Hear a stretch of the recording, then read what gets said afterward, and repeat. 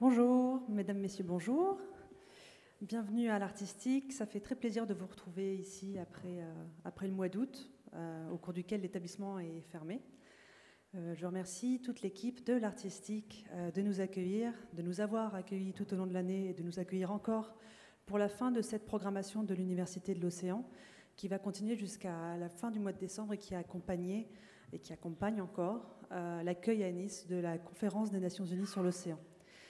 Dans le cadre de la programmation que la ville de Nice a développée autour des océans, il y a bien évidemment la Biennale des Arts et de l'Océan qui regroupe 11 expositions dans les musées de la ville ainsi qu'un parcours d'œuvres dans l'espace public. Aujourd'hui, nous accueillons monsieur François Laquiez et monsieur Jérôme Mosso qui ne sont pas là pour nous parler de la mission UNESCO, bien que ce sujet ne soit jamais très éloigné, mais pour nous parler d'une exposition justement qui se déroule dans le cadre de la Biennale, encore visible au musée Masséna, Nice, de la mer au rivage. Je donne la parole à ces messieurs. Merci beaucoup pour cette conférence.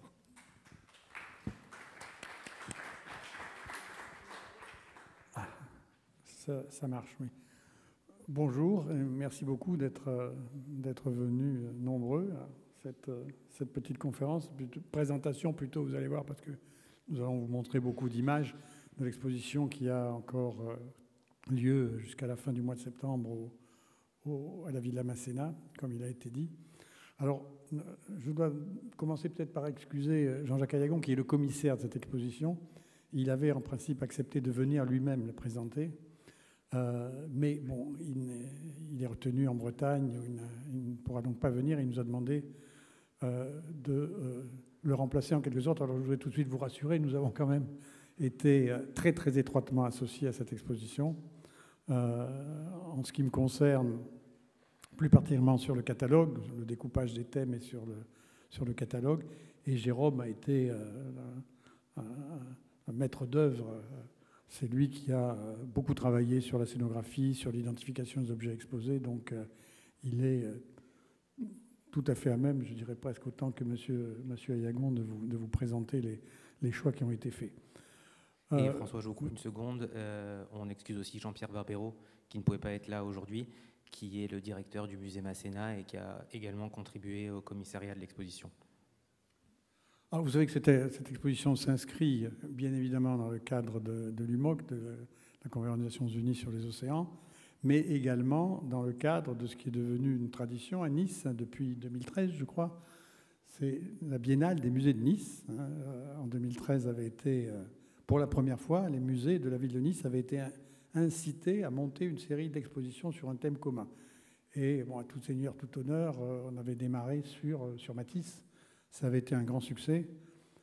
Et devant ce succès, le maire de Nice avait décidé de renouveler l'expérience et même d'institutionnaliser cette biennale en demandant chaque année à Jean-Jacques Ayagon, commissaire, de proposer une série d'expositions en liaison, bien sûr, avec les directeurs d'établissement. Et c'est ainsi que nous avons eu, en 2015, Promenade des Anglais. C'était l'époque de lancement, justement, comme de la candidature de Nice pour être inscrit sur la liste du patrimoine mondial de l'UNESCO. En 2017, Nice à l'école de l'histoire. En 2019, avec le centenaire de la Victorine, on s'était concentré sur Nice Cinémapolis. Et en 2022, une biennale consacrée à la thématique des fleurs. Et Jean-Jacques Ayagon, en plus d'assurer le commissariat général de cette biennale, chaque année tient à chaque session à avoir un commissariat propre au musée Masséna, et c'est là où il développe son thème d'exposition, qui cette année est Nice du rivage à la mer. Alors, je l'ai dit, le thème de Nice s'inscrit dans le cadre de série de manifestations qui ont eu lieu à l'occasion de l'accueil par Nice de la Conférence des Nations Unies sur les océans. Mais en même temps, ce n'est pas qu'un simple choix de forme. Le thème de la mer est capital pour Nice, une banalité. Nice se trouve au bord de la mer Méditerranée. Mais si on creuse un peu les choses, le thème de Nice et la mer est passionnant à explorer parce que Nice n'est pas simplement une ville maritime. Nice, pendant très longtemps, a été tout autant tournée vers la montagne. S'il y a je suppose qu'il y a des Niçois, des vieux Niçois parmi vous. Et on le sait bien qu'à Nice, presque toutes les familles niçoises ont encore des attaches du côté de la montagne. On développera ce thème, on pourrait le décliner sur le plan historique, sur le plan des activités économiques, sur le plan civilisationnel. Donc, cette tension entre la montagne et la mer, finalement, est même à l'origine de la création de Nice, puisqu'on peut opposer les deux. On le verra tout à l'heure. Nicaïa, hein, la colonie grecque, les phocéennes, cette colonie des Grecs de Marseille qui s'est établie en bord de mer, effectivement, parce que les Grecs étaient des marins. Et puis, l'autre pôle, c'est Ménélum, c'est Cimier, créé par les Romains. Donc, dès l'Antiquité, on a senti cette tension entre la terre et la mer à Nice. Et pour rejoindre ce que dit François, la réflexion de Jean-Jacques Ayagon a été dès le départ justement cette opposition entre la terre et la mer au travers du titre. C'est-à-dire que justement, il y a cette opposition entre le rivage et la mer, sachant qu'on a des allers-retours permanents depuis l'Antiquité entre la mer et les terres. Voilà, alors on peut commencer peut-être par me mettre. Donc c'était le petit point justement. Donc voilà, le parcours d'exposition se déroule sur l'étage d'exposition temporaire au musée Masséna au 2e étage. Donc à partir de là, on a développé un parcours en 8 étapes. C'est-à-dire que le musée Masséna, dans cette partie-là, dispose de 8 salles. Donc là, on en a exploité seulement 7. Mais il y a une petite salle qui fait effet antichambre pour faire une jonction entre 2 thématiques, comme on va voir. Alors, on peut peut-être commenter ce découpage, non? Rapidement. Oui, bien sûr. Si vous voulez revenir, donc vous voyez, la Méditerranée, l'horizon rêvé de Nice, donc ça c'est l'introduction, hein, qu'on verra tout à l'heure à partir de la fresque, hein, du CUM. On a à la fois, si vous voulez, dans ce découpage, une logique partiellement historique, partiellement thématique. Alors ça, c'est un parti pris que Jean-Jacques aime beaucoup, c'est-à-dire à chaque fois de partir sur un parcours qui est topo-thématique. On part sur toujours une base de chronologie, mais on aime se détacher et faire des petits focus contemporains et avoir des petits accidents de parcours, hein, pour rythmer la visite et pour justement développer l'œil du visiteur.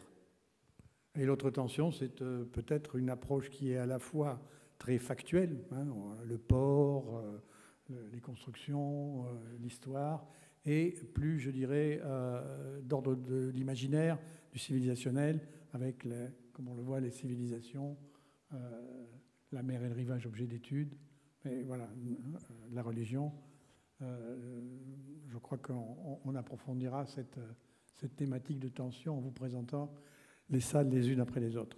Une chose qui est aussi importante, c'est qu'en général, l'exposition de Masséna, c'est un petit peu un résumé de la thématique générale de la Biennale. C'est-à-dire que l'idée, c'est d'aller piocher au maximum dans les collections municipales, que ce soit le musée des Beaux-Arts, le musée Masséna, le musée d'archéologie, pour mettre en valeur justement des pièces qui sont dans ces musées, dans des collections des fois un petit peu méconnues, de sortir des pièces, des réserves et de les mettre justement sur le devant de la scène et leur donner une nouvelle visibilité. Et tout ça, justement, Jean-Jacques adore le faire en mettant souvent un petit coup de projecteur contemporain sur ces pièces. Donc on va peut-être commencer donc avec cette première salle, donc, qui est la salle d'ouverture de l'exposition. Alors là, le point de réflexion, il est venu justement de la fresque que vous voyez au fond. Si vous êtes habitué des conférences, vous voyez que c'est la fresque du grand amphithéâtre du CUM. Alors, à savoir que chaque salle, justement, dans ce parti pris scénographique, va avoir un grand panoramique pour rythmer justement cette visite.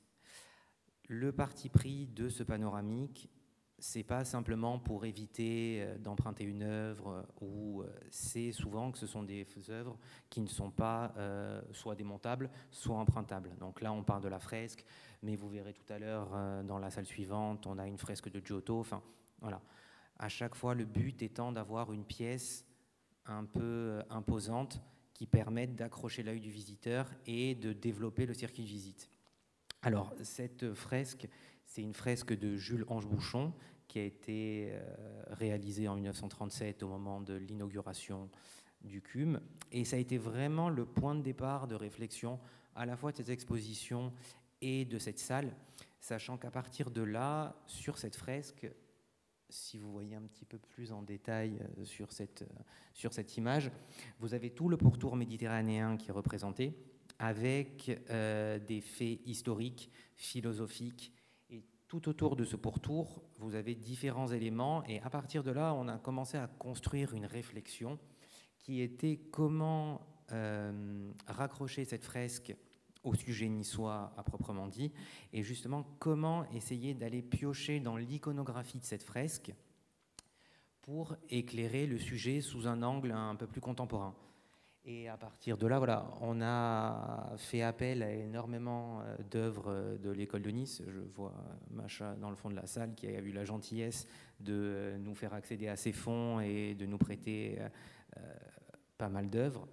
Et donc justement, le jeu a été de trouver avec des petits regards cet transfert dans les pièces contemporaines qu'on retrouve dans l'iconographie de cette fresque.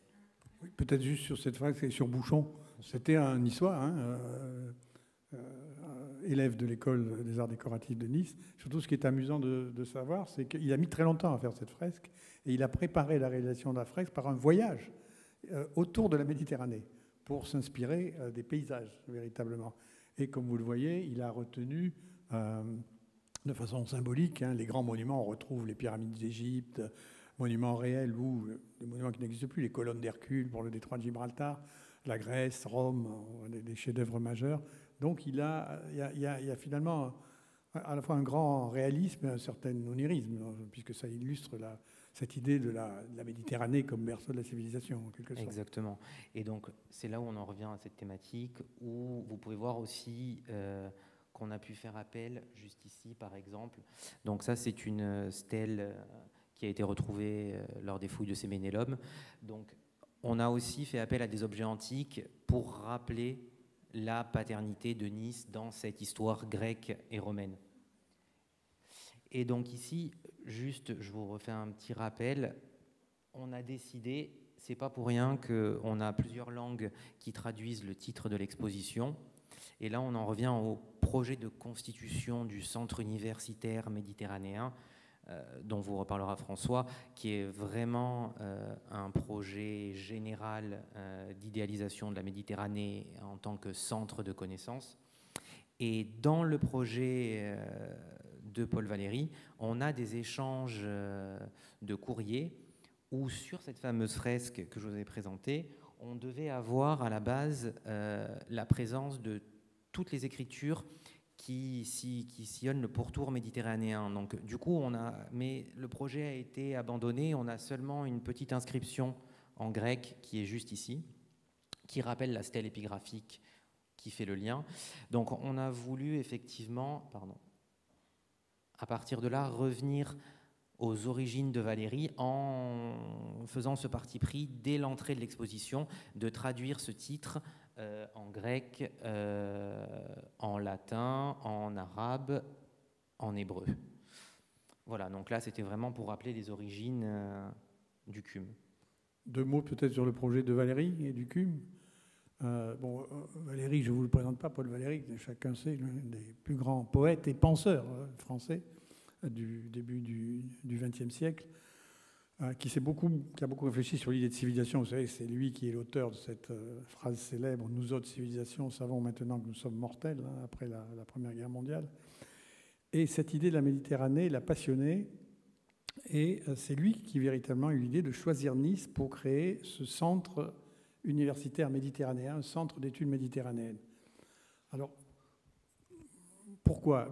Il partait de l'idée que, évidemment, la Méditerranée était au centre de la civilisation européenne et que c'était un espace particulier. Il employait cette expression, une machine à fabriquer de la civilisation.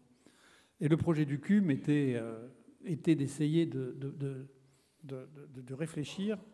Je me permets de vous lire un court extrait de Valéry qui définissait les tâches du CUM. Voici ce qu'il disait. La notion infiniment riche de Méditerranée doit donc être la notion génératrice de nos programmes notre sujet fondamental pour ce futur centre. L'ordre, en toute matière, est né sur ses bords. On a cru devoir choisir comme idée directrice la notion du rôle que notre mère a joué dans la constitution de l'esprit européen ou de l'Europe historique en tant qu'elle a modifié le monde humain tout entier. Alors, le centre a été inauguré en 1937, en grande pompe. Je crois qu'il y avait le président de la République, le président du Conseil. Malheureusement, vous imaginez, 1937, c'était peut-être pas le bon moment pour se lancer dans une entreprise qui impliquait forcément la participation d'autres grands pays méditerranéens, guerre d'Espagne d'un côté, l'Italie mussolinienne de l'autre, avec laquelle la France était, disons, n'était pas en accord particulier. Et puis est arrivée là-dessus la guerre, l'occupation. Le centre n'a pas été liquidé par les autorités de l'État français, du maréchal Pétain, mais il a été mis en sommeil. D'ailleurs, il a été déplacé, puisque les Allemands considéraient que la Méditerranée, la promenade des Anglais, le littoral, était une zone de défense, on en dira un mot peut-être, était une zone militaire pratiquement, redoutant un débarquement, et il s'était replié dans la Villa Paradiso. Enfin, Valéry s'est très vite dégagé de ce projet, qui n'a pas véritablement, ensuite il est mort après la Seconde Guerre mondiale, très vite, et le projet n'a pas été repris à proprement parler, bien que la ville de Nice y ait toujours attaché une grande importance. Elle était partenaire, c'était Jean Médecin à l'époque, le maire, a été très enthousiaste depuis le début, il l'a conservé après la guerre, et ça a été un peu l'embryon, on peut dire, de l'université de Nice en fait. C'était déjà un collège universitaire, peut-être certains d'entre vous se souviennent, il y avait des cours, je me souviens, de la faculté de droit, notamment au centre universitaire méditerranéen, donc il a mérité à ce titre son nom, mais évidemment, ayant perdu cette grande lumière de Valéry, le grand inspirateur, le centre n'est jamais, enfin il est aujourd'hui, il a une activité tout à fait intéressante et de haute qualité, mais plus générale, et cette idée de centrer sur la Méditerranée a un peu disparu.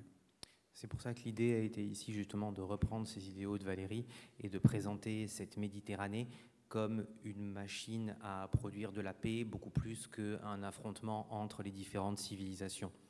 Et donc, dans cette même salle, on a décidé également d'exposer les 3 grands livres des 3 grandes religions monothéistes pour justement faire un écho à cet idéal de paix face aux conflits qu'on connaît tous aujourd'hui. Oui, et je dirais que ce n'est pas purement une approche gratuite de notre part, c'est simplement pas faire si vous voulez, évoquer les grandes civilisations et les grandes religions un petit peu hors de propos. C'est totalement, nous sommes là quand même au cœur aussi de la Méditerranée, puisque les 3 grandes religions monothéistes, comme vous le savez, sont nées sur les bords de la Méditerranée, ou presque en ce qui concerne l'islam. Et ce qui nous permettra justement, dans les salles suivantes, de faire un lien et de comprendre pourquoi les thématiques de la religion juive, par exemple, sont évoquées dans la salle suivante. Alors peut-être 2 mots de Nicaïas et Ménélum, la Nice antique. Exactement. Donc là, on est dans ce qu'on va appeler une petite antichambre qui marque le passage entre la première salle d'entrée et l'autre grande thématique qui sont les migrations des religions. Donc à partir de là, vous voyez ici sur cette simèse un tableau de Louis Anquetin. Donc là, dans la recherche des pièces, quand on a commencé à farfouiller un petit peu dans les collections de tous les musées municipaux, je suis tombé sur cette œuvre qui est conservée au musée des Beaux-Arts. Et donc, en prenant contact avec Joanne Linkskog, qui est la conservatrice, ce tableau était enregistré dans les collections sous le nom du Triomphe d'Homère. Mais tout de suite, on y a vu une ressemblance avec le rivage niçois qui évoque la colline du château. Donc à partir de là, Joanne a mené sa petite enquête dans ses collections. Et ça a été assez intéressant de voir qu'il avait été enregistré à son entrée dans les collections dans les années 30 sous le nom L'arrivée des Hellènes à Nice. Donc à partir de là, ça a permis de rétablir déjà le titre d'origine de l'œuvre et la restauration de cette œuvre, justement, qui fait office de pièce centrale dans ce passage. Et comme vous pouvez le voir de part et d'autre, l'idée a été là de le mettre en exergue avec deux torchères du XVIe siècle qui sont conservées normalement au Palais Lascaris. Alors, à savoir que si vous connaissez le Palais Lascaris, hein, vous voyez son décor baroque qui peut être assez surchargé, bien sûr. Donc, certaines de ces pièces passent un peu inaperçues. Et donc là, ces torchères, l'idée, c'était vraiment de les sortir du contexte et de les poser vraiment là, dans cette salle, avec ce fond bleu. Et les positions des deux personnages, qui sont Neptune et Amphitrite, font écho justement aux positions du tableau de Louis Anquetin. Donc voilà, donc ça c'était vraiment à partir de là des partis pris scénographiques qui permettaient de mettre en valeur des pièces du fond niçois. Donc toujours dans cette petite antichambre, et pour parler vraiment du pur lien qui est Nicaïa à la grecque, il faut savoir qu'il y a toujours cette dichotomie entre la vérité historique de la découverte de Nicaïa et cette Nice grecque un petit peu rêvée. Donc c'est pour ça qu'on a décidé ici de présenter ce petit objet qui est une petite urne funéraire, alors qui est de petite taille, hein, c'est pas très impressionnant comme objet, mais il est vraiment primordial dans la connaissance de Nice, parce qu'il a été trouvé dans les années 2015, pendant les fouilles qui ont eu lieu à la station Garibaldi. Et c'est la première trace, justement, de l'implantation de la Nice grecque. Parce que sinon, l'implantation de Nicaïa n'a jamais été prouvée et on ne sait pas exactement quel était son véritable emplacement. Oui, ni même, d'ailleurs, le nom est contesté. Vous savez qu'on fait très souvent dériver le nom de Nice du grec Nicaïa, qui veut dire la victoire. Il y a maintenant une autre interprétation un peu plus prosaïque. Les marins, donc phocéens, se seraient arrêtés là, c'est-à-dire en l'anse des Ponchettes, hein, les collines du château, parce qu'il y avait une source d'eau douce. Et le mot, je ne me souviens plus, mais en ligure, il paraît que le mot de source se rapproche de ce terme de Nicaïa, Niké. Mais c'est un bon exemple de ce qu'on martèle. La réalité et le mythe sont totalement entremêlés. Exactement. Et là, pour vous présenter la dernière pièce qui constitue cette antichambre. Donc là, vous avez un des dessins préparatoires de Charles Quatrain qui date des années 50, qui représente les calades du château. Alors, je ne sais pas si vous reconnaissez, effectivement, donc, vous avez tout un travail qui a été fait par la ville au moment du réaménagement du jardin, où on a travaillé le thème de l'Iliade et l'Odyssée pour ces calades, et grâce au travail de Marion Duvigneau, on a retrouvé les traces de ces dessins originaux dans les archives municipales.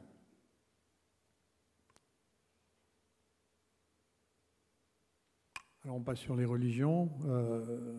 Là, on est plutôt du côté civilisationnel.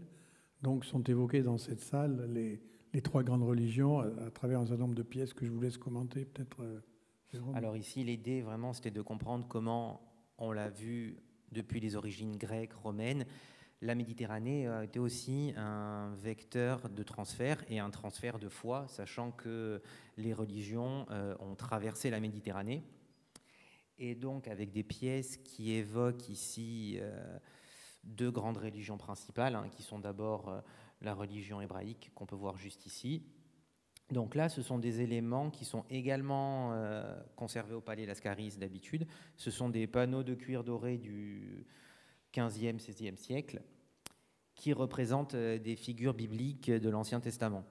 Alors, il y a toute une polémique sur ces œuvres, sachant que dans une synagogue qui était présente, dans l'ancienne synagogue qui était dans le Vieux-Nice, dans une synagogue, on ne peut pas représenter. Donc, la paternité de ces pièces a des fois été contestée, mais au vu des différentes enquêtes, c'est-à-dire que ces pièces étaient déjà présentes dans les locaux de l'ancienne synagogue, qui était auparavant une salle de prière qui était dédiée aux jésuites. Et ces pièces et cette première synagogue se trouvaient justement dans le ghetto juif de la vieille ville. Et il se peut qu'on ait imposé aux premiers juifs de cette synagogue de ne pas enlever ces représentations. C'est pratiquement certain, je crois que c'était un petit coup des jésuites. Certes, ils acceptaient que le local soit loué, hein, l'a mis à disposition, en tout cas de la communauté juive, mais ils leur rappelaient que ce n'était pas bien d'être resté à l'Ancien Testament. Et d'ailleurs, dans les figures, hein, certain nombre de figures qui ne oui. sont pas spécialement, notamment avec Jézabel. Oui, qui est considéré Voilà. comme un ennemi d'Israël. Et donc dans cette version-là, vous avez ici, dans cette salle, au fond, toujours ce principe du grand panoramique qui est représenté à une très grande échelle, qui est une fresque de Giotto qui se trouve normalement dans un couvent à Assise et qui présente justement les Sainte Marie de Marie-Madeleine débarquant sur le rivage. Alors ça, c'est le grand thème, celui des saints voyageurs. Là, alors, on aborde la religion, le christianisme, religion venue effectivement du Proche-Orient. Et il y a ce mythe des saints voyageurs. Les saints, on le sait à Nice avec Sainte Réparate, qui aurait sainte martyre décapitée, et dont le corps aurait été acheminé miraculeusement par une barque jusqu'au rivage de Nice. Il y a d'ailleurs d'autres saintes, je crois qu'à Monaco, au Cap d'Antibes, qui seraient arrivées un peu sur le... Et donc ici, voilà, effectivement, Sainte Réparate est toujours le rappel de cette figure niçoise. Donc on a pu emprunter à la cathédrale ici la statue qui est la statue de procession. Hein. Comme l'exposition se terminera le 21 septembre, elle pourra retourner à la cathédrale pour la procession. Et toujours pareil, comme je vous disais, sur le point de vue scénographique, l'idée de Jean-Jacques Ayagon est souvent d'amener ce regard contemporain face à des pièces antiques ou modernes. Et donc ici, vous avez une installation de Maurice Maubert qui s'appelle Méditerranée et qui représente justement ce pourtour méditerranéen. Alors je ne sais pas si avec l'éclairage vous voyez bien, mais vous avez ici comme un grand portique et une barque en suspension. Donc ici, vous avez toutes les thématiques à la fois symboliques et géographiques qui faisaient écho à cette salle. Donc là, voilà, vous avez une vision de la salle dans son entièreté. Et pour revenir sur le thème hébraïque, on a ce petit pendant ici sur ce retour de Simèse, où là, vous avez des pièces qui font écho justement à la communauté juive niçoise plus contemporaine, sachant que vous avez ici un sphinge, il y en a un autre dans la salle d'entrée, et ils étaient 4 à l'origine, et ils composaient la colonne des Juifs qui a été dédiée par les Israélites au moment de la visite du roi Charles Albert, si je ne dis pas de bêtises, oui. Qui se trouvait dans l'axe de la place Masséna. Avant que la place Masséna soit construite, vous aviez le pont Neuf qui reliait les deux parties de la place Masséna, c'est-à-dire la place Charles Albert actuelle, où vous avez la fontaine du Soleil, et la place quadrangulaire. Et donc, cette colonne se trouvait ici. Elle a été démantelée dans les années 1860 et ces sphinges ont été un petit peu éparpillées au moment de la construction de la cascade du château. Sur le garde-corps, si vous voyez des cartes postales anciennes, vous allez voir qu'il y a 2 sphinges qui sont posés sur les balustrades. Et donc, ils ont été pendant très longtemps positionnés ici. Et vous avez également 2 de ces pièces qui sont présentes sur la Villa Sofia, qui est sur le quai des États-Unis. Là où vous avez le restaurant Le Deep You, vous avez la fresque de l'homme qui peint le palmier. Et juste à côté, vous avez une villa blanche. Et donc, sur cette villa blanche, en amortissement de façade, vous avez ces 2 sphinges. Donc, aujourd'hui, ils sont exposés. Sinon, en temps normal, ils sont conservés au dépôt lapidaire de la ville de Nice, qui est tout au bout de la rue Alexandre-Marie.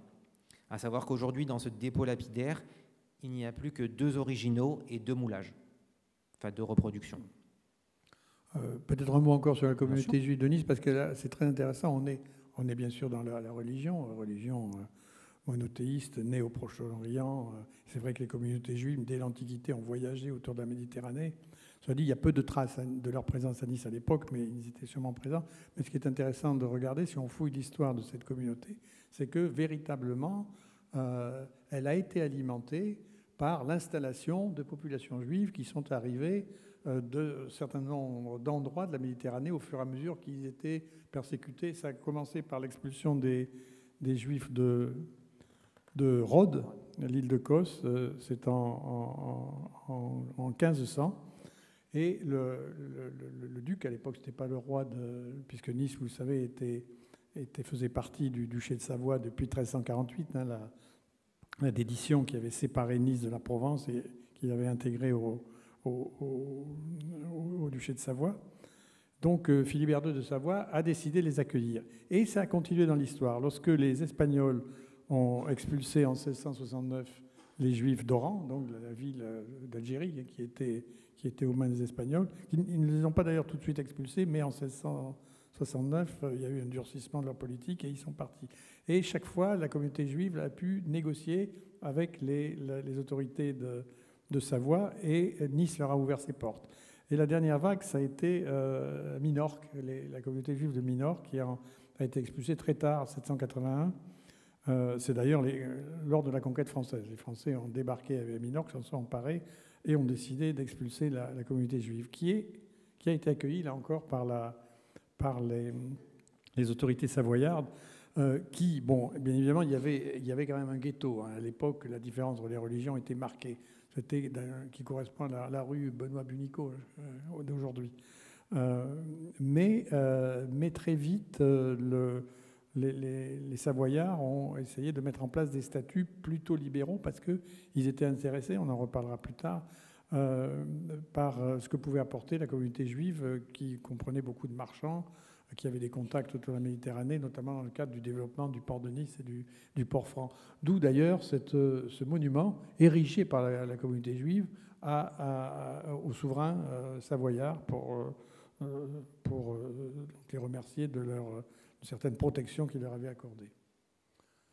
Et toujours les traces de cette communauté, vous avez ici un petit fragment épigraphique d'une tombe qui date de 1702 et qui fait également partie du dépôt lapidaire. Et donc la dernière grande religion, c'est l'islam. C'est un peu plus problématique, puisque en réalité, les rapports pendant toute cette période entre les terres chrétiennes et les royaumes chrétiens et l'islam a été marqué plutôt par l'hostilité, par la guerre. Et là, on le verra tout à l'heure, par les conflits, et notamment sur la mer Méditerranée. Et c'est justement le sujet de cette troisième salle où on aborde cette thématique de la mer redoutée. Une mer redoutée à la fois par son histoire qui traite des invasions, le danger vient de la mer, mais également une mer redoutée par sa nature naturelle, c'est-à-dire les naufrages, les tempêtes. Et donc ça, c'est les deux grandes thématiques qu'on va aborder dans cette salle. Et donc et toujours pareil, pour vous parler de ce parti pris scénographique que vous avez ici, l'idée est toujours de pouvoir reproduire un grand visuel. Donc là, ici, c'est un agrandissement, une reproduction d'une enluminure qui est conservée à Topkapi et qui représente justement le siège de Nice de 1543 vu par les Ottomans. Et on y oppose, donc là vous êtes un peu dans l'ombre, mais justement la même version, juste ici, mais qui est celle vue par les Occidentaux. Oui, alors ce siège de 1543 a été très important pour Nice, puisque vous savez, ça a été la grande attaque menée par les Ottomans par la mer et par le roi de France, François Ier, allié, ce qui à l'époque était très audacieux, allié avec une puissance non chrétienne pour mettre la main sur Nice. Et c'est au cours notamment de ce siège que s'est illustrée la célèbre Catherine Ségurane. Bon, on n'a pas... que vous connaissez tous, c'est pas la peine d'en voilà, parler et ici. Qui est évoquée dans cette salle justement par cette pièce juste ici. Et ce boulet de canon également, qui fait partie d'un boulet de canon historique qui aurait été tiré par les Turcs. Alors, d'ailleurs, cette situation d'insécurité a perduré jusqu'à la fin du XVIIe, à début du XVIIIe, avec ce qu'on appelait les barbaresques et les raids barbaresques. Alors là, il y a c'est aussi un chapitre. Alors certes, il y avait de l'hostilité, hein, puisque vous savez, l'idée c'était les barbaresques venaient faire des raids, et notamment ce qui était très prisé, c'était d'enlever, si possible, des gens importants, enfin d'enlever les gens, et puis d'en faire des galériens, ou alors de leur permettre de retourner, mais contre rançon. Et il faut dire que les chrétiens faisaient la même chose quand ils pouvaient de notre côté. Donc ça aussi, ça a créé des liens, parce que c'était, bien sûr, c'était dans le cadre de situations hostiles, mais c'était en même temps, ça voulait dire qu'il y avait un dialogue, parce qu'il y avait des échanges. Et puis alors il y avait aussi ce qui est encore plus extraordinaire, certains chrétiens, mais c'était vrai aussi dans l'autre sens, qui abjuraient leur foi chrétienne et qui se convertissaient à l'islam. Et il y a un certain nombre de pirates barbaresques qui étaient en fait, notamment il y avait des Niçois, qui sont... Alors c'est très curieux parce que parfois ils revenaient à leur foi chrétienne, ils allaient voir l'Inquisition en disant est-ce qu'on pourrait... C'est pas bien ce qu'on a fait, mais... Et alors ce qui est encore plus extraordinaire, c'est dans le catalogue, on n'a pas pu le montrer, mais je vous le cite pour l'anecdote, mais c'est assez tardif, à la fin du XVIIe, un renégat niçois, donc, qui était devenu corsaire barbaresque et qui, ma foi, donc, se débrouillait bien. Il était assez riche et il allait via le consulat de France en Tunisie, parce qu'il y avait quand même des liens, qui étaient donc terre des barbaresques. Il allait faire apporter de l'argent pour qu'il soit acheminé, donné à ses vieux parents qui résidaient toujours à Nice. Donc, vous voyez, les relations diplomatiques n'étaient pas complètement interrompues. Et donc, pour finir, donc, quand on a voulu faire justement un écho contemporain à ce danger venu de la mer pour faire écho à ces raids barbaresques, on a retrouvé une série de photos qu'on a fait, ou dont on a fait des tirages juste ici, qui représentent le rivage juste après la Seconde Guerre mondiale, avant le démantèlement des fortifications. Et donc on peut voir ici, vous voyez ces blocs de béton, donc là on est sur le quai des États-Unis, et vous avez ici des barbelés qui sont sur le grand escalier. Vous avez des photos ici qui est le Negresco juste là avec le mur de la Villa Masséna, tout recouvert de barbelés et barricadé. Donc voilà, donc là c'était vraiment pour voir que ce danger venu de la mer perdure jusqu'à l'époque contemporaine.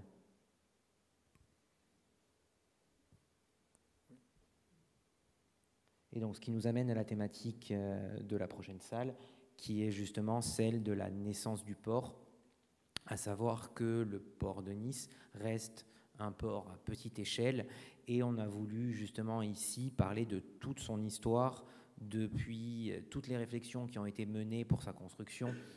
On a voulu au début le construire dans l'anse des Ponchettes, le projet de le construire dans la zone marécageuse actuelle, qui est la zone de l'Olympia, est un projet assez tardif, qui arrive au milieu du XVIIIe siècle, sachant que toutes les réflexions qui sont menées en amont opposent différentes visions, qui soient historiques et en termes de réalisation. Les budgets vont et viennent, ce qui...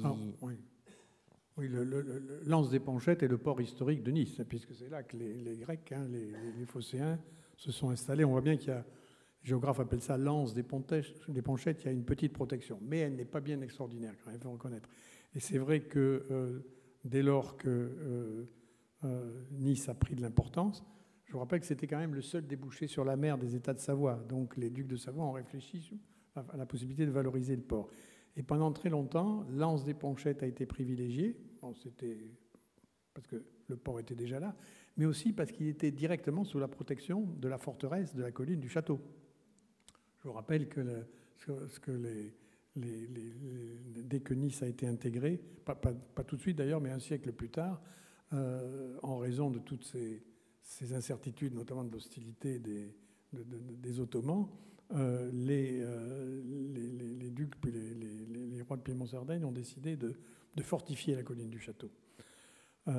Et donc, les réflexions qu'évoquait Jérôme c'est vrai qu'elles ont duré très longtemps, sur l'amélioration du port, au début prévoyaient simplement de construire une darse, une sorte de jetée qui fermerait un peu plus l'anse des Ponchettes en gardant le port là où il se trouvait.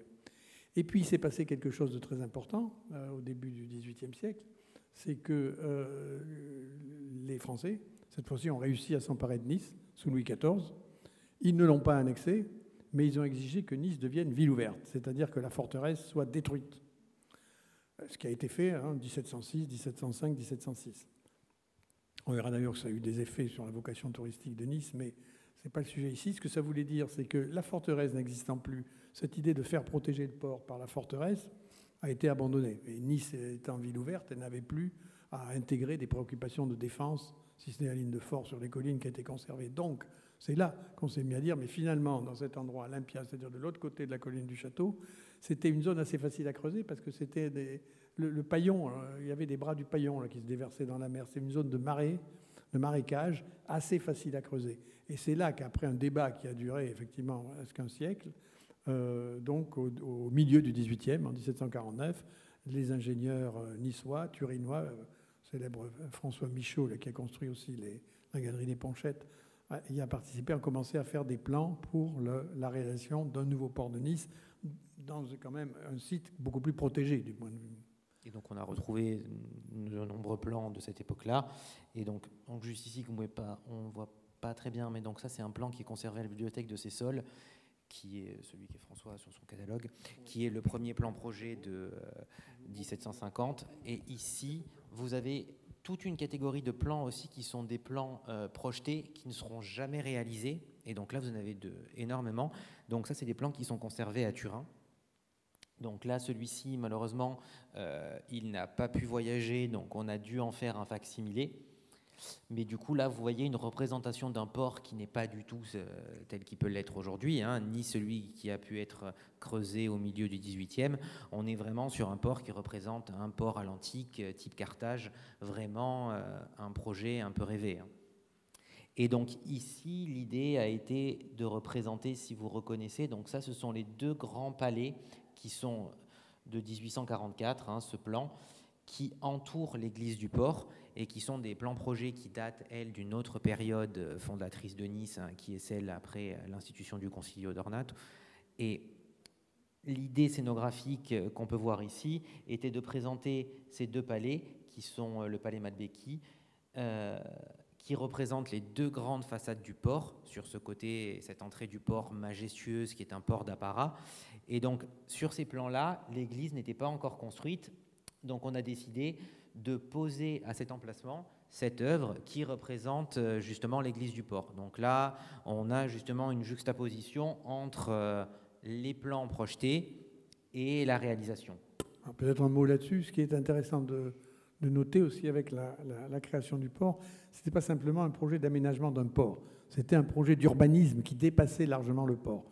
Là, Jérôme vient de le dire, il y a ce qui est aujourd'hui le quai de l'île de Beauté, c'est ça qui est cette façade qui est très belle. Il y avait aussi cette percée de la rue Cassini qui va vers la place aujourd'hui Garibaldi, anciennement place Royale, qui a été créée aussi à cette époque. Et puis au-delà du port, derrière, ce quartier, le quartier qui va jusqu'à Riquier, qui était aussi aménagé, un quartier d'habitation, qui a fait l'objet aussi des plans du Concilio d'Ornato. Donc là, on s'éloigne un peu de notre sujet, mais là, on reprend notre casquette un petit peu UNESCO. Mais cette version, cette percée de la rue Cassini, si vous vous baladez dessus, justement, on était présent sur des maisons de marchands pour la plupart, mais donc on a imposé dès l'origine à ce que les façades soient majestueuses et ce qu'on travaille exactement les porches d'entrée. Vous remarquez que sur la rue Cassini, il y a des énormes porches très imposants, mais qui sont derrière des entrepôts. Voilà. Alors, voilà, oui, je crois qu'on a à peu près... Ah, et une petite pièce qui sort un petit peu, qui est d'habitude exposée au musée Masséna, qui est la masse de justice du Sénat de Nice et qui fait écho justement à une phase assez anecdotique mais très intéressante de Nice, qui est le consulat de mer, dont je vais laisser François dire deux mots. Alors d'abord, peut-être ce port, ses activités, il faut le reconnaître, ses activités n'ont jamais été extraordinaires. C'était plutôt un port d'importation d'ailleurs que d'exportation. Nice n'avait pas grand-chose à exporter. L'huile d'olive, c'était essentiellement un peu de vin, quoique les voyageurs du XVIIIe disent Nice importe plus de vin qu'il n'en exporte. En réalité, c'est ça, c'était un port d'importation. Et on importait quoi? Alors, tous les produits nécessaires aux Niçois, le blé, les légumes, les viandes, la morue, le cuir, le célèbre stockfish, oui, le cuir, les draps, le savon, le suif, le cuivre, le fer. Vous voyez, c'était véritablement des produits qui devaient être importés à Nice. Et ce qui est intéressant, en revanche, c'est que cette petite activité commerciale, elle était modeste. Elle était d'autant plus modeste, d'ailleurs, que je le disais tout à l'heure, Nice était le seul port, le seul débouché sur la côte des États de Savoie. Donc ils auraient pu, ils ont bien cherché à le développer, mais Nice n'a jamais pu devenir le port pour l'ensemble, pour le Piémont derrière, parce que, comme vous le savez, il y a les montagnes et c'était très difficile d'y accéder. Donc ce port, bien qu'il bénéficie, il avait le statut de port franc, il n'a jamais, en termes de trafic de marchandises, été un port considérable, comparable à Gênes ou à Marseille, pour faire les deux grands ports qui l'encadrent. Alors en revanche, il a donné lieu à quelque chose d'intéressant qui est aujourd'hui oublié, mais qui s'explique parce qu'à l'époque, Nice avait des fonctions juridiques importantes. Non seulement il y avait des tribunaux, mais il y avait une sorte de cour d'appel qui s'appelait le Sénat, hein, qui jugeait finalement en dernière instance, sauf cassation par le roi à Turin. Et donc il y a eu toute une tradition juridique à Nice de jurys extrêmement rigoureux, célèbre. Et ce consulat de mer en représente un peu l'histoire. Alors qu'est-ce que c'est que le consulat de mer? C'était au départ une juridiction, comme il y en a un peu partout, vous savez, une juridiction commerciale, consulaire d'ailleurs, c'est on appelle ça comme les chambres de commerce aujourd'hui. Elle était chargée de juger un petit peu en équité les litiges entre les marchands et les autorités. Mais quand les activités du Port-France se sont développées, c'est devenu bien autre chose, puisque ce consulat de mer a été intégré dans l'ordre juridique de Nice. C'est-à-dire qu'il est devenu un véritable tribunal qui jugeait non pas en fonction simplement en équité, mais en fonction de lois, de codes de loi. C'était notamment tout le droit de la mer italien qui était appliqué et qui jugeait en dernière instance et qui lui-même donc faisait jurisprudence sur des questions qui allaient au-delà des litiges entre marchands, par exemple le droit de la mer, le droit des prises. Hein, à l'époque, ça se pratiquait beaucoup, l'activité des corsaires. Hein. Il y avait les corsaires barbaresques, mais il y avait aussi les corsaires des royaumes chrétiens. Et donc, quand on avait pris un bateau des adversaires, il fallait que tout ça soit légitimé juridiquement. Et donc, ce droit de la mer s'est développé sous l'autorité du Sénat, le consulat de mer qui jugeait en première instance, et le Sénat de Nice qui jugeait en seconde instance. Et c'est pour ça que nous avons rappelé cette histoire avec ce sorte de sceptre, de bâton de justice, de masse de justice, voilà, du président du Sénat de Nice. Et toujours pour faire écho justement aux activités de survivance de ce port, hein, qui est justement la pêche, et une pêche qui est exercée par les Niçois et qui donne lieu justement à des traditions populaires assez importantes.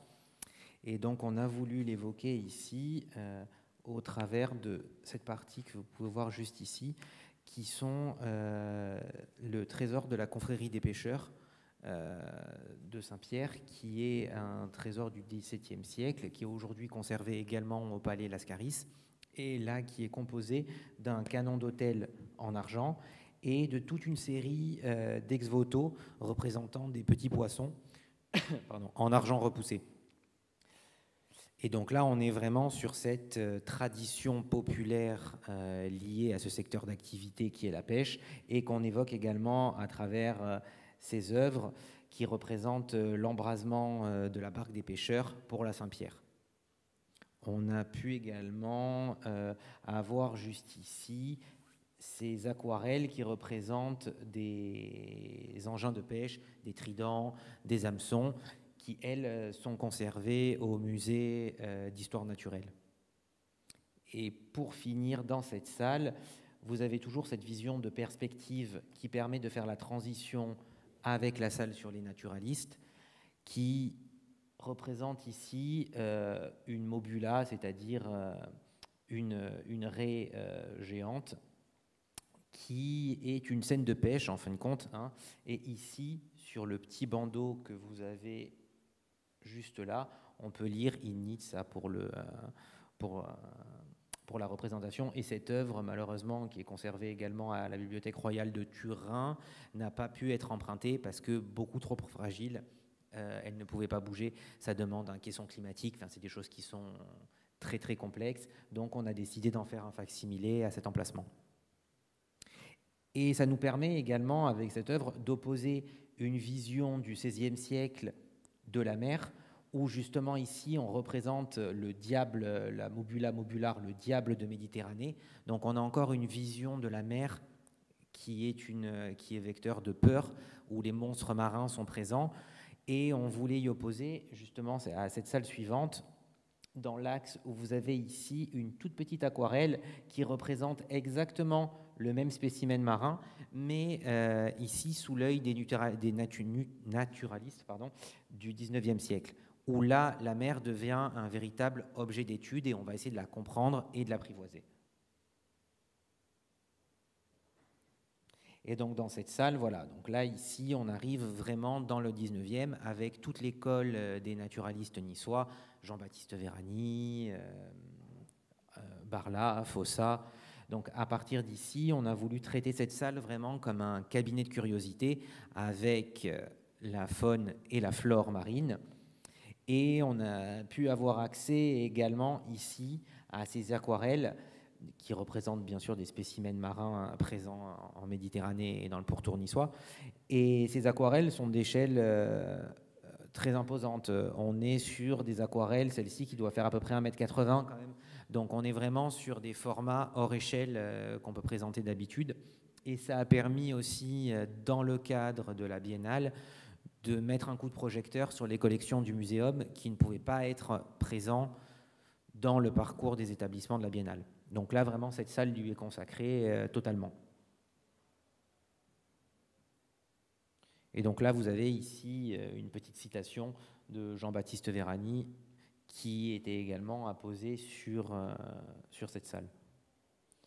Et donc à partir de là, vraiment, cette école des naturalistes niçois est primordiale dans la compréhension du rivage et justement dans l'étude des spécimens qui, aujourd'hui, nous amènent à nous poser de nouvelles réflexions qui sont en cours avec l'UNOC, justement sur la protection de ce système et de cet écosystème marin. Je ne sais pas si vous voulez dire un mot sur les naturalistes.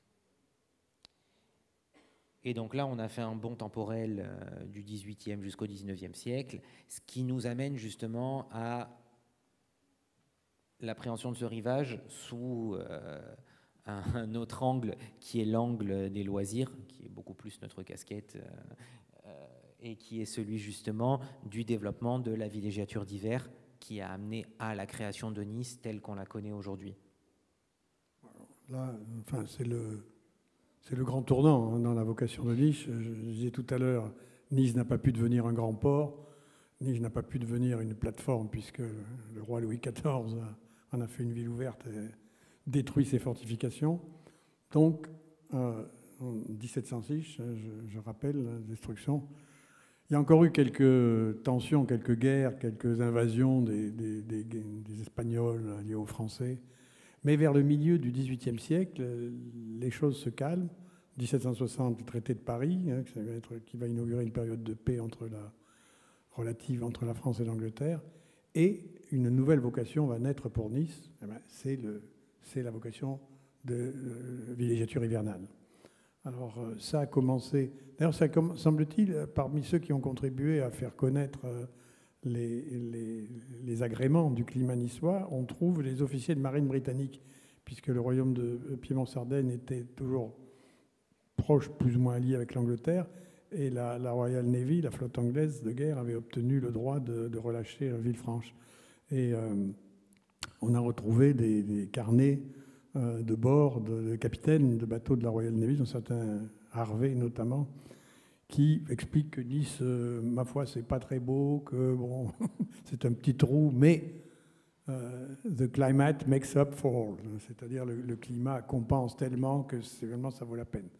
Et c'est petit à petit qu'a commencé à se développer cette villégiature hivernale, d'abord parce qu'un certain nombre de personnalités de l'aristocratie anglaise sont venues passer l'hiver à Nice, et puis ça a entraîné, il y avait déjà une anglomanie en Europe, ça a entraîné d'autres nationalités, et ça va être décisif pour Nice parce que ça va devenir la nouvelle vocation de la ville, qui va lui apporter une certaine richesse, et surtout, et par voie de conséquence, va également complètement transformer le littoral niçois. Alors ici, dans cette salle, c'est une thématique qui a déjà été pas mal utilisée et pas mal exploitée. Donc toute la problématique était de trouver un matériel d'exposition un peu inédit et qui sorte de ce qu'on ait pu présenter en 2015 pour Promenade des Anglais. On a toujours ce petit rappel de villégiature présents. Donc ici, on a essayé de voir d'abord avec le musée Galliera pour traiter sur les costumes de bain. Finalement, c'est le musée du sport qui nous a prêté ces pièces, donc qui a une collection très riche de costumes de bain. Et on a voulu justement faire une évolution stylistique pour présenter comment, au même titre que le rivage et que l'aménagement de ce rivage a pu se transformer, les coutumes des costumes de bain ont pu se transformer, et comment on s'est habillé différemment pour pratiquer cet art de la baignade qui est au départ un versant beaucoup plus thérapeutique, jusqu'à ce que ça en devienne un loisir. Et donc ici, vous avez des costumes de bain qui sont, là on a le plus ancien, qui date à peu près la moitié du 19e siècle, jusqu'au plus contemporain, qui est ici un costume des années 30. Et l'idée, ça a été ici dans cette vitrine, qui était à la fois une contrainte d'exposition, mais aussi finalement une idée qui nous est venue en termes de scénographie, c'est-à-dire de reconstituer une cabine de bain, enfin du moins les images d'une cabine de bain traditionnelle, hein, avec son lambrequin de bois qu'on peut voir ici, et qui fait écho à ce grand panorama que vous avez derrière, qui est un cliché de Jean Giletta, des années 1880 à peu près, hein, ça on le reconnaît aux pontons, aux cabines de bain en bois qui sont présentes sur la plage, où on a deux grandes phases de cabines de bain, hein, des cabines de bain qui sont parfois fixes ou des cabines de bain qui sont sur roues, qui étaient traînées par des chevaux pour arriver dans l'eau. Et donc voilà, ici c'était le petit clin d'œil à cette évolution stylistique des costumes balnéaires. Et l'idée, vous voyez ici, ce costume fait écho à cette très belle affiche de la réserve de Nice, et on peut voir comment les costumes étaient portés aussi à cette époque. Qui correspond d'ailleurs à ce qui s'est passé en termes d'aménagement du bord de mer, qui lui-même a été fonction de l'évolution des modes touristiques. En gros, c'est vrai que c'est notre dada, je ne vais pas trop vous en parler, mais enfin, il faut savoir qu'il y a, dans un premier temps, le tourisme à Nice n'était pas un tourisme balnéaire. Enfin, le bain était pratiqué, c'est vrai. Smollett, donc ce médecin écossais qui a laissé des lettres sur Nice, qui ont d'ailleurs contribué à faire connaître Nice, expliquait qu'il allait se baigner à Nice, mais qu'il était le seul, que tout le monde était horrifié. Il allait se baigner l'hiver. Mais les gens venaient pour quoi? Ils venaient pour contempler. Hein, ils venaient pour contempler le paysage niçois, les collines, toute la plaine à l'époque qui avait une vocation agricole. Le panorama de montagne à l'arrière. Et le premier but de l'aménagement du littoral, ça a été d'aménager des promenades.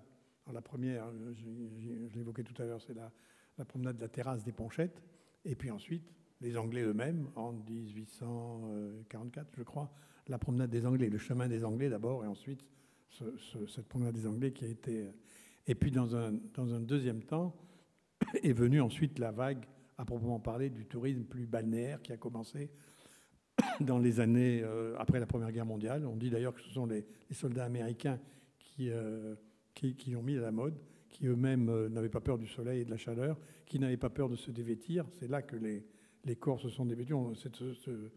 Cette tendance qu'on peut lire à travers l'évolution des costumes de bain, c'était quelque chose de profond, puisque en réalité, on est passé d'une époque de ce tourisme de promenade en bord de mer, où on était habillés, les dames avaient des ombrelles, il fallait se protéger du soleil, au contraire, à la recherche du bronzage et de l'eau.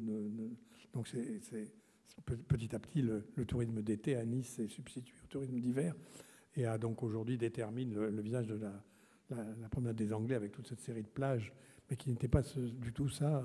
Mais le visage de ces plages, comme le disait François, on a vraiment un tournant, mais qui est un tournant assez ancien. Hein. Dans les années 1870, on a vraiment une bascule, et c'est là où on voit les premiers établissements de bains fleurir sur la promenade. Et très très vite, ils sont encadrés justement où on doit les présenter avec une architecture qui est déjà mentionnée comme ostentatoire. Tout ce qu'on fait à Nice doit se voir et être repérable. Et donc, dès ces années 1870, on réglemente les implantations de ces établissements de bains, et qui correspondent à 90% à l'emplacement des plages privées actuelles qui sont présentes sur le rivage. Et c'est à partir de ces années-là où on voit également fleurir les établissements mythiques tels que la réserve de Nice, qui a connu les différentes phases d'évolution depuis la fin du 19e jusqu'aux années 30 avec son plongeoir, son toboggan. Donc voilà, donc ça c'est vraiment les différentes facettes d'aménagement du rivage qu'on voulait évoquer ici. Et on voulait également faire un petit clin d'œil à l'activité sportive qui, à partir des années 1910-1920, avec les courses d'aviron, devient vraiment une autre étape de cette villégiature et une activité, parce qu'il ne faut pas oublier que tout ce qui est lié à la villégiature, on doit proposer un panel d'activités le plus large. C'est-à-dire que ce soit l'activité de jeu, l'activité de loisir, que ce soit l'activité de promenade, de déambulation dans les jardins. Enfin, à partir de là, on est quand même sur une société qui est oisive, hein, c'est-à-dire qui est là pour profiter et faire du lien entre soi. Et donc là, ici, on a pu emprunter au musée du sport ces rames de skiff, hein, qui sont une sorte d'aviron que vous voyez ici en fonction juste face au quai des États-Unis. Et là, malheureusement, je n'avais pas un axe assez grand, mais il y a toute une partie de cette salle qui est consacrée à une petite invention niçoise qui s'appelle le véloscaf, qui est l'ancêtre du pédalo. Et ça, c'est Véronique Thuin, qui est chercheuse à l'inventaire, qui a fait cette petite trouvaille. Et donc, c'est un Niçois qui a inventé et qui a déposé le brevet d'une sorte du véloscaf, ça s'appelait, une sorte de grande barque avec un vélo intégré pour pédaler, et c'est un modèle qui a été breveté, réalisé, et vous avez de l'aquarelle et les photos en action de cette réalisation. Par un Niçois, d'ailleurs. Par un Niçois. Et donc là, dans cette salle, voilà, donc là vous avez... voilà, c'est ici, pardon. Donc ça, c'est l'aquarelle de combat qui présente le véloscaf, le brevet, et après vous avez des petites photos, des petites photographies du 19e qui présentent l'invention en action.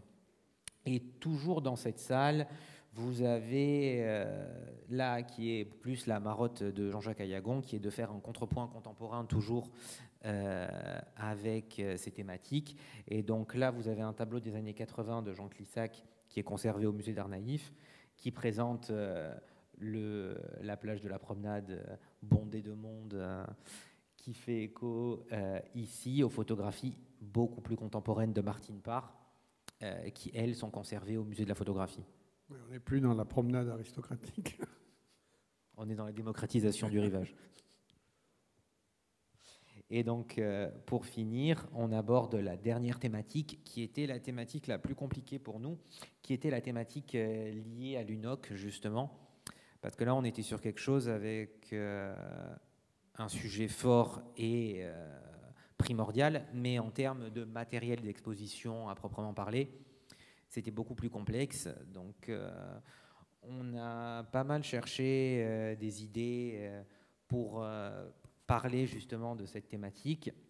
La première volonté de Jean-Jacques Ayagon était d'exposer justement un ramassage de déchets fait pendant 1 an avec le bateau qui draine sur la promenade.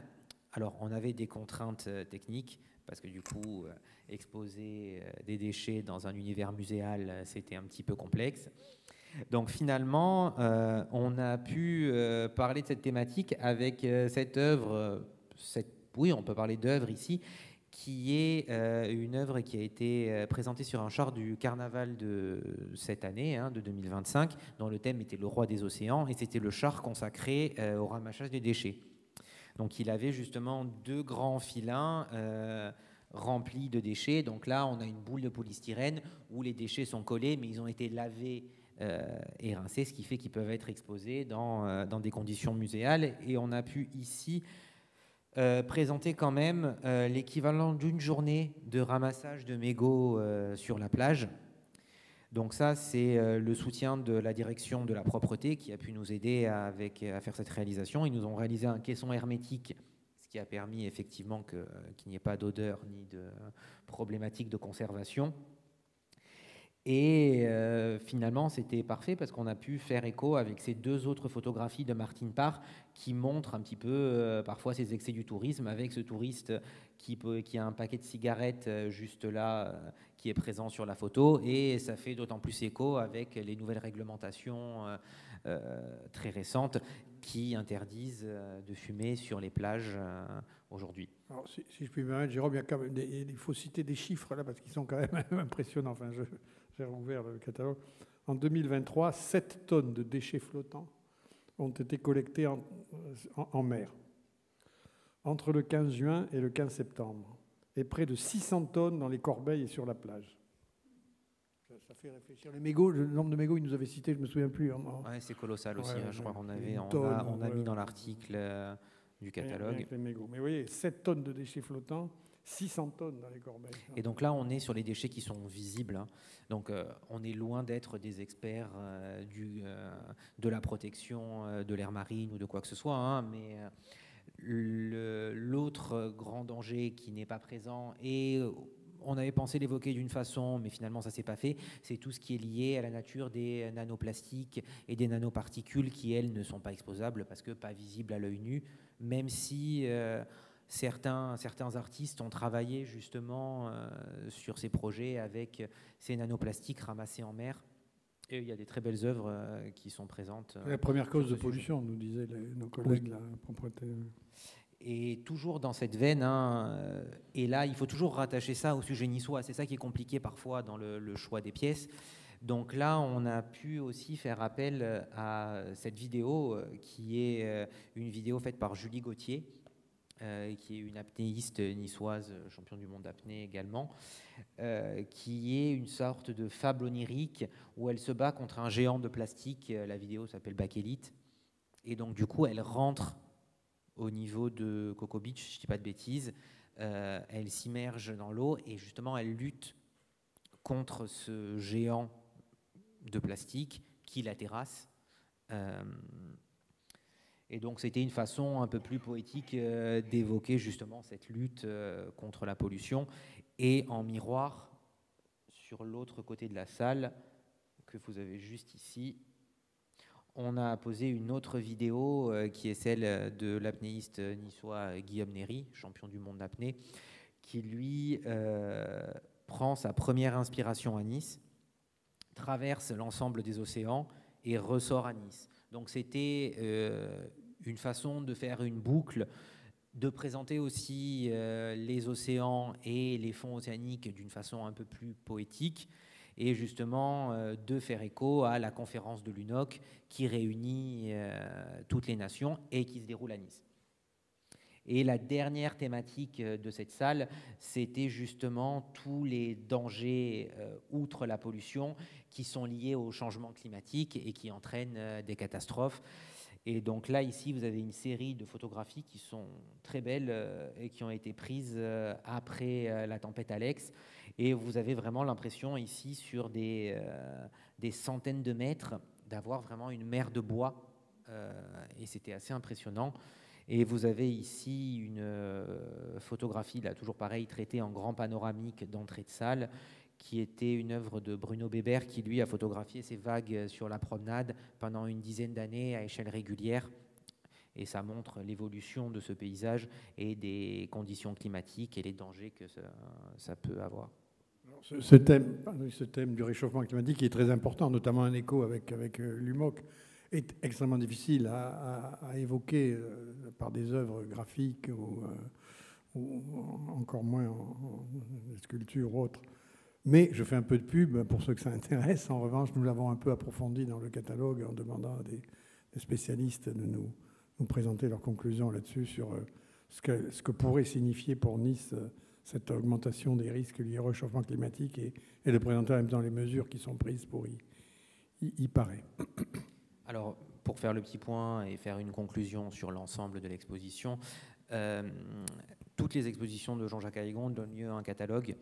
Alors, on n'est pas sur un catalogue traditionnel, c'est-à-dire où on a une liste d'œuvres avec simplement de ce qu'on peut voir dans l'exposition. C'est vraiment l'idée, à partir de chaque thématique d'exposition, de développer une réflexion et de faire appel à différents auteurs, différents scientifiques, et les amener à réfléchir sur des thématiques et ce qui permet à la fin de chaque exposition d'avoir un recueil, une sommité quand même d'informations scientifiques qui bien sûr recoupe la thématique de l'exposition, hein. Toutes les pièces illustrent les articles et le choix des auteurs se fait en conséquence, mais depuis 2013 et notamment depuis 2015, où vraiment vous avez un catalogue, vous avez tout un panel justement d'évolution de la réflexion scientifique qu'on peut mener à Nice sur différents sujets, et ça permet de garder trace justement de ces processus de réflexion.